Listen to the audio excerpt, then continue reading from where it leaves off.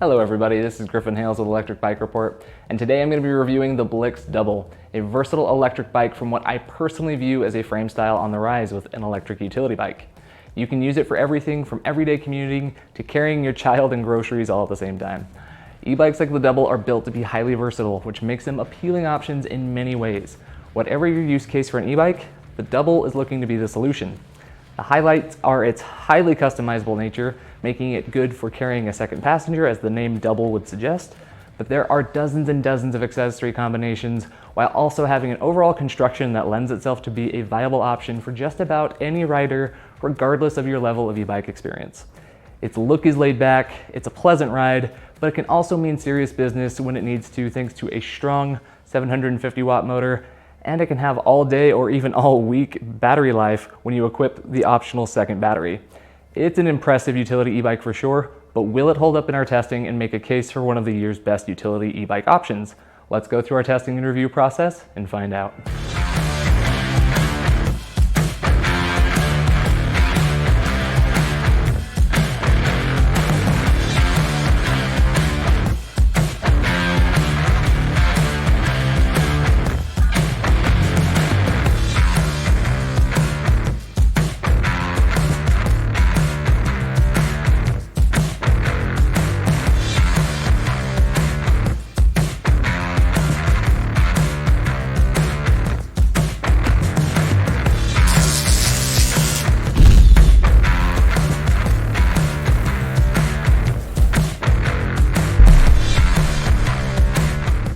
So before we get things started, please take a moment to consider subscribing to our channel and hitting the notification bell as well.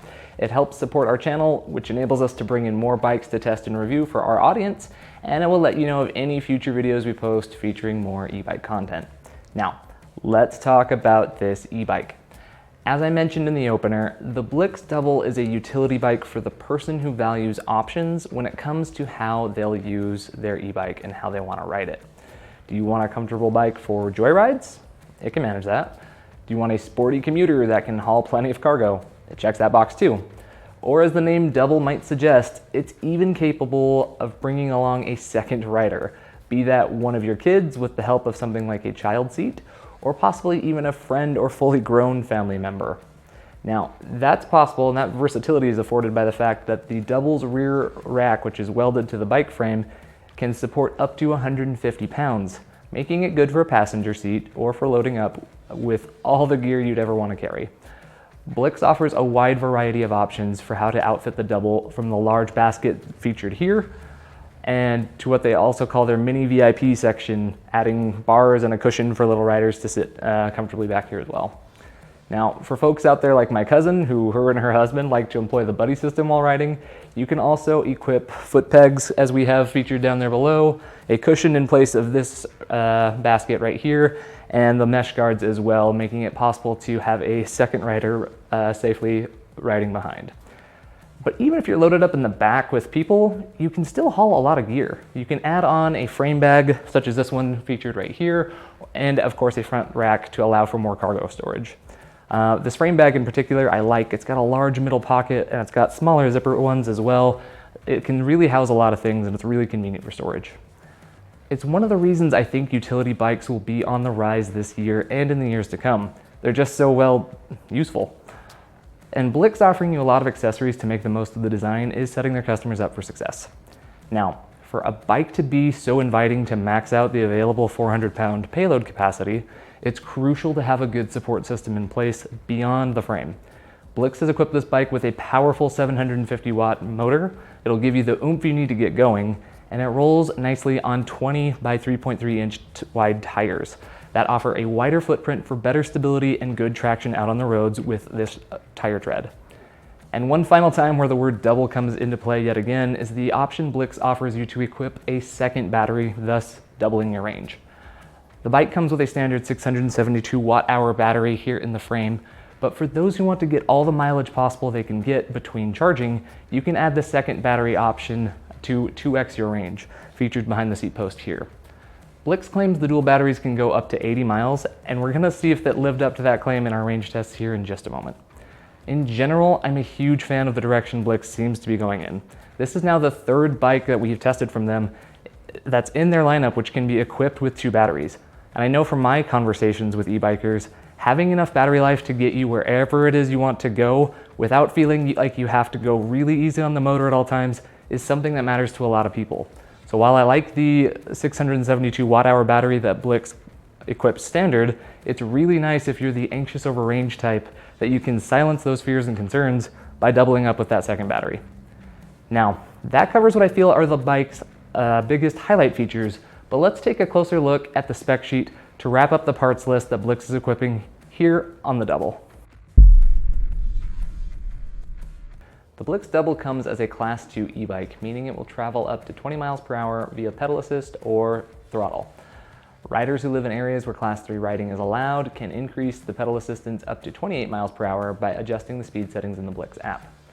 The Double is propelled by the 750 watt rear hub motor located in the center of the rear wheel, which generates 90 Newton meters of torque. That's a pretty good number and typically does well on hills, but we'll show you for ourselves here in just a moment with our hill testing. The Double comes standard with this 48 volt, 14 amp hour frame integrated battery. It can be removed, and since it's located on the underside of the frame, it drops out quite easily. As I mentioned before, our particular test model includes the optional second battery. It's of the same size, just located here behind the seat post. The e-bike's gearing is provided by an 8-speed micro-shift drivetrain.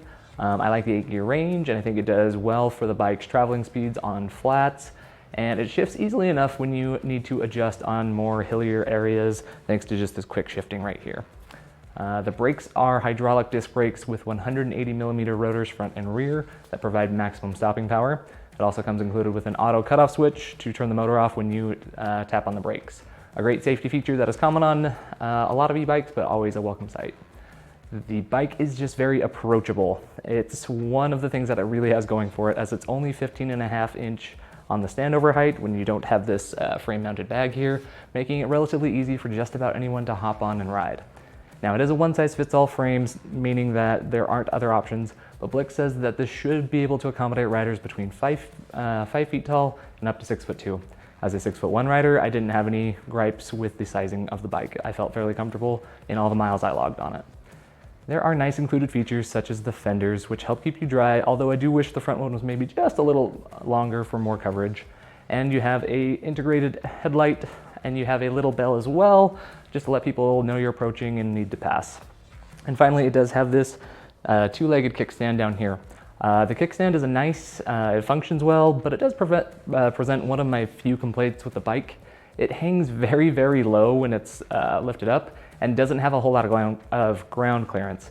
You'd really have to lay into a turn to ever actually strike it, but I did tap it unexpectedly one time when riding alongside a curb, so it's just something to note that it does hang a little bit lower than most. The Kenda puncture-resistant tires are really nice. They are fat tires, so it's a bit tougher to pedal without motor help on this bike, but it contributes to the utility theme. Wider tires like these, which are 3.3 inches wide, make riding easier, especially when you're loading it up with higher payloads.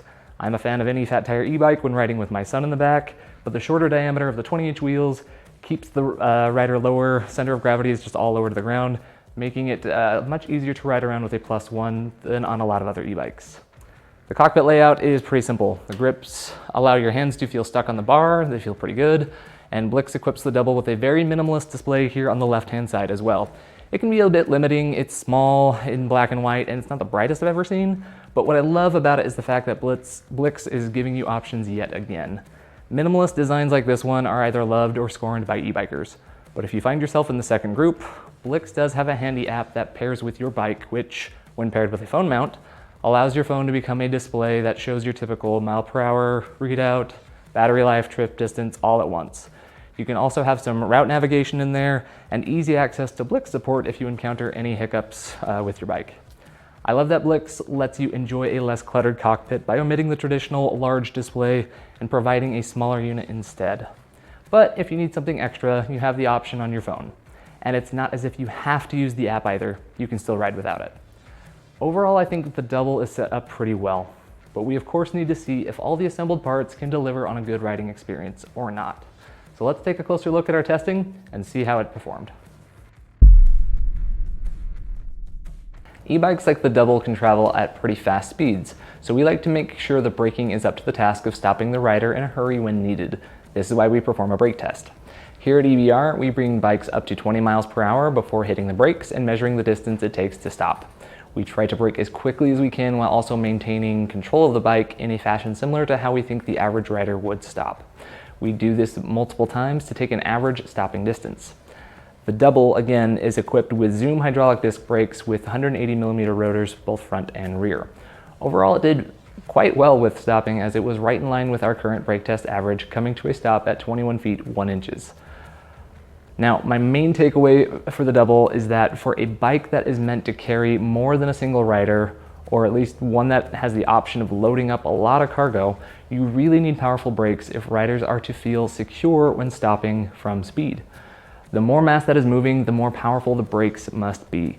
One of the details we appreciated about the Blix Double from our first ride was that it was a priority from Blix on the braking.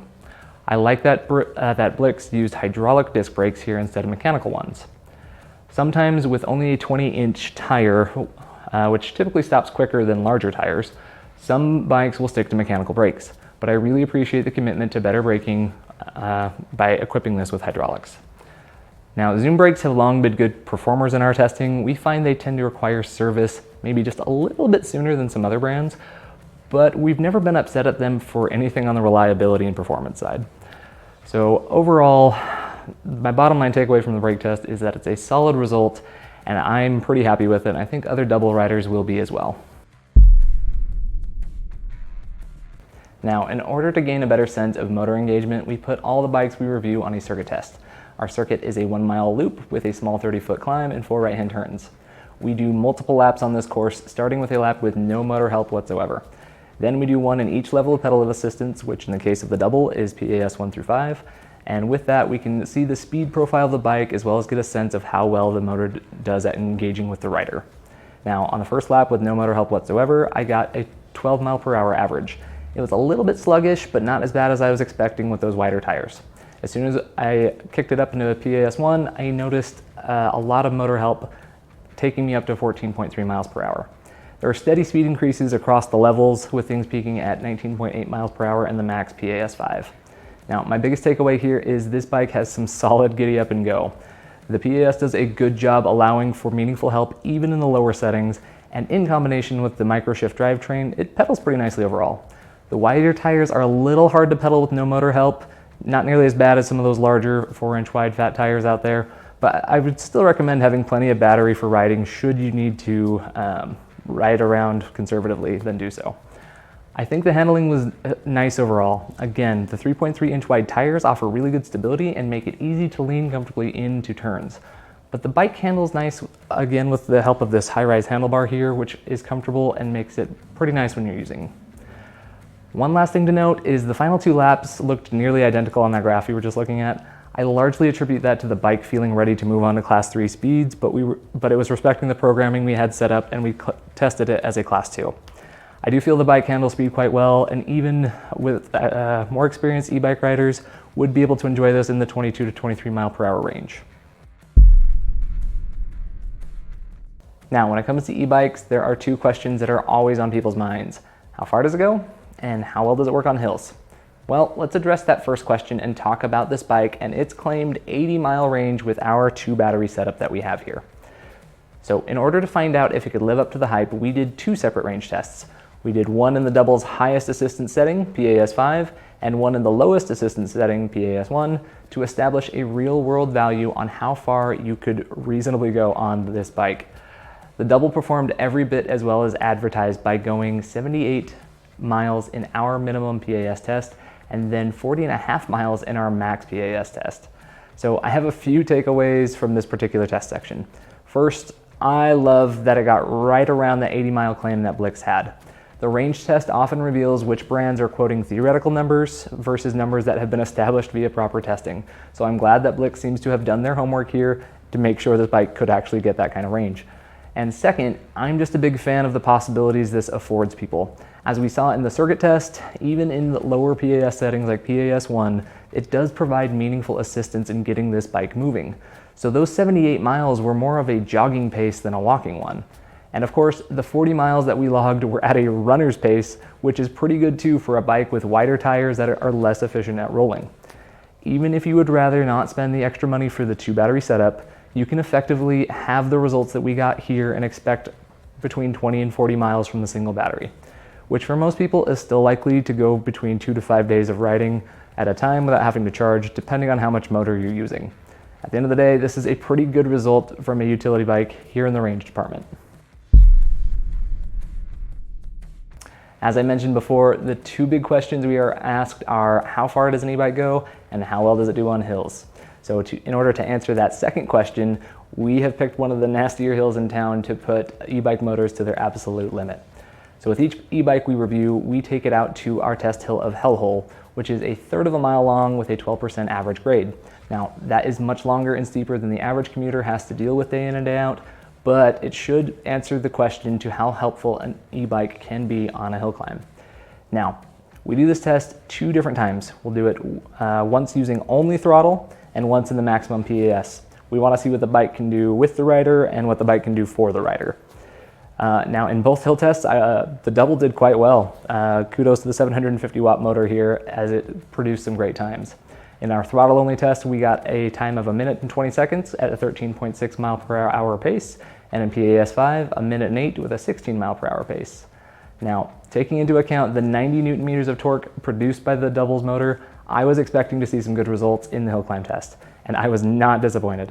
The mechanical design team at Blix knew what they were doing and produced this cargo carrier to really deliver on hills. Now, the raw numbers are impressive, but I'm also impressed with the feel. The double is a cadence sensor e-bike, meaning it just notices when you are spinning the pedals, which typically has a kind of like push from behind feeling as it just kind of kicks the motor on. But I actually think the double does a relatively good job of picking up what the rider is putting down on the pedals. Now, to be clear, a torque sensor would be a welcome addition on future models to make that overall pedaling experience feel even better, but I'm actually really happy with how dialed in this cadence sensor feels on the double. Now, in both tests, I was pleasantly surprised with how well this bike seems to just fly up the hills, and I know from my riding experience that even the lower PAS levels still provide meaningful assistance on hills that aren't quite as steep. Overall, good job to Blix for how the double has done on the hill test.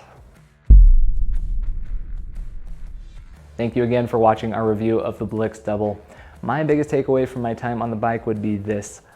I truly believe that utility e-bike models will be on the rise in the coming months and years, and the performance you get from an e-bike like the Double with the myriad of ways to customize it is the reason why. This bike ate up the hill test. It did every bit as well as advertised on the range test, and it proved to be pretty safe in our brake test. The motor engages nicely. The bike is upright and comfortable, yet it can feel like a speedy commuter or a serious courier's dream bike with all that it can carry. You can outfit it with bags, racks, kid carrying gear, buddy carrying gear, more range thanks to a second battery, more everything. The Double is fun, it's accessible, it's going to be a bike that's easy for us to recommend because it's easy to see how it benefits just about anybody shy of those in need of maybe a performance road bike or mountain bike. If some sort of paved riding for commuting or leisure riding is your main aim, the Blix Double fits the bill and then some. Over the course of testing it, the only thing I didn't personally love was the kickstand that rests a little bit too low to the ground for my personal comfort. It just kind of forced its way into my conscience when riding around, wondering if I'd strike it when I was going through a dip or gutter at an angle or something like that. And while it didn't bother me too much, I think that for some people the minimalist display with its 1 metric at a time readout will be a bit divisive. But a lot of riders tend to already have a phone mount, and Blix has an easy to use app that largely mitigates the somewhat basic display. And if I'm finding a lower to the ground than most kickstand is my only personal qualm, then I think that there's not really anything truly holding the Double back from being just a great bike. Now, if I'm correct that we're going to see a lot more utility e-bikes in the future, then I definitely expect to see the Double fighting it out amongst the best of them as one of the better values currently on the market today. And I think it's worth a hard look for those looking at a new e-bike purchase. Thank you again for watching this review. If you found it helpful, please consider giving this video a like. If you haven't yet, please subscribe to the Electric Bike Report channel, and don't forget to hit that notification bell as well. And for current pricing on the double, and for more on the data we collected while testing it, we'll leave links down in the video description below. Again, I'm Griffin Hales with Electric Bike Report, and we'll see you on the next video.